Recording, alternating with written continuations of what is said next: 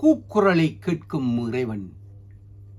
அன்று காட்டுப்பகுதியில் சாது சுந்தர் சிங் ஐயா நடந்து சென்று கொண்டிருந்த பொழுது கடும் குளிர், தாங்க முடியாத குளிர். வழியில் அவர் கால் தடக்கப்படுகின்றது. ஒருவர் குற்றுயிரும் குலை உயிருமாக உயிருக்கு போராடி கொண்டிருக்கின்றார். அவரை பார்த்து சாது சுந்தர் சிங் ஐயா தன் குளிர் ஆடையை இரண்டாக கிழித்து அந்த நபரைக்கு போர்த்துவிட்டு அவரை தூக்கி ஒதுக்குப்புறமாக ஒரு குளிர் இல்லாத இடத்தில் தூக்கி வைத்துவிட்டு அவர் செல்கின்றார். அன்றைய இரவில் ஆண்டவர் இயேசு அவருக்கு தரிசனமாகி